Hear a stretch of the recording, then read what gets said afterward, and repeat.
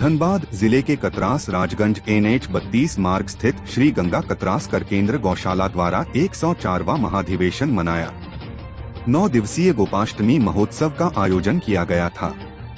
गोपाष्टमी महोत्सव के समापन दिवस पर मुख्य अतिथि के रूप में गौ सेवा आयोग अध्यक्ष राजीव रंजन प्रसाद मुख्य रूप से उपस्थित हुए।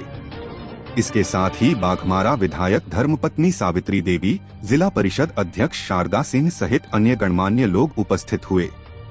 आयोजन समिति ने सभी को सम्मानित किया। मौके पर कवि सम्मेलन का भी आयोजन किया गया। राजस्थान, मध्य प्रदेश, उत्तर प्रदेश से आए कवियों ने कविताएं प्रस्तुत किए। मौके पर उपस्थित श्रोताओं ने कवि सम्मेलन का आनंद लिया। सांस्कृतिक कार्यक्रम, कवि सम्मेलन और समापन के मौके पर आए मुख्य अतिथियों को सम्मानित कर अधिवेशन का समापन किया गया। वहीं गौ सेवा आयोग अध्यक्ष ने कहा कि गौशाला को आत्मनिर्भर बनाने की दिशा में कार्य किया जा रहा है। लंबे अंतराल के बाद आयोग का गठन हुआ है। राज्य में 23 निबंधित गौशाला संचालित है। गौशालाओं को हाई मास्ट लाइट उपलब्ध करवाया जाएगा। साथ ही गौशाला की भूमि के संरक्षण और संवर्धन के लिए प्रतिबंधित सूची में डाला जाएगा, जिससे कि कोई इसका गलत लाभ नहीं उठा सके।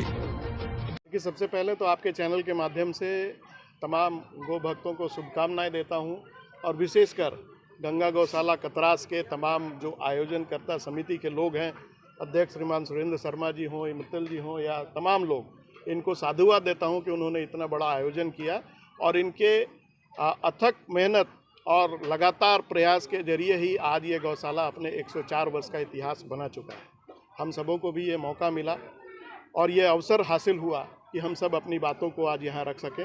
आप सभी जानते हैं कि आयोग का गठन लंबे अंतराल के बाद हुआ है। आयोग के स्तर पर जितने निर्णय हम लोगों ने लिए हैं, जैसे हमारी गौ माता हमारा दायित्व के जरिए लोगों को गौ सेवा का एक प्लेटफॉर्म मुहैया कराना, एक वेबसाइट बना करके राज्य के अंदर जो 23 गौशालाएँ संचालित हो रही हैं उनके पूरे डेटाबेस को तैयार करके तमाम लोगों को इस बात की जानकारी एक क्लिक पर मुहैया हो जाए कि किस गौशाला की क्या स्थिति है, कितने गौवंश कहाँ हैं, उनको गोद ले सके जितनी जिनकी क्षमता हो। उससे एक बात ये होगा कि जो आज ये स्थिति है, लोग कहीं ना कहीं डोनेशन पर जो आधारित रहते हैं और जो सरकार से उम्मीद लगाए बैठे हैं, तो उसके बीच कुछ कमी आएगी और जो जन भागीदारी से जो उपयोगिता इसकी साबित होगी और गौशालाएँ आत्मनिर्भर बनेंगी।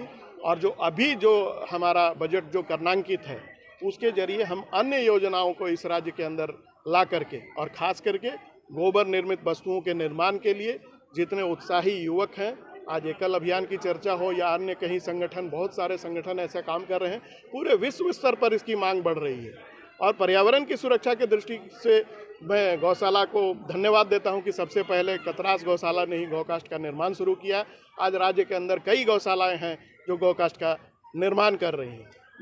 वन भूमि के कमी के कारण जो समस्याएं आती थी, तो हाइड्रोपोनिक्स घास हो या बायोगैस प्लांट के लिए हम लोग NDVB से MOU करके इस राज्य की सभी गौशालाओं को आत्मनिर्भर बनाने की दिशा में एक कदम उठा रहे हैं।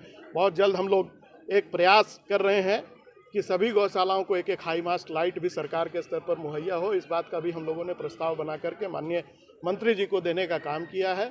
साथ ही साथ गौशालाओं की जो भूमि की समस्या है, उसके संरक्षण और संवर्धन की जो समस्या है, उसको लेकर के भी एक निर्णय हम लोग लेने वाले हैं और इनके मांग पर, गौशाला संचालन समिति के मांग पर, इनकी भूमि को प्रतिबंधित सूची में डलवा कर, ताकि किसी प्रकार के गलत लोगों की दृष्टि, इनकी जो दानदाताओं के द्वारा दी गई भूमि है उसका संरक्षण हो सके, उसके उपयोग जो है किसी अन्य कार्यों के लिए नहीं हो।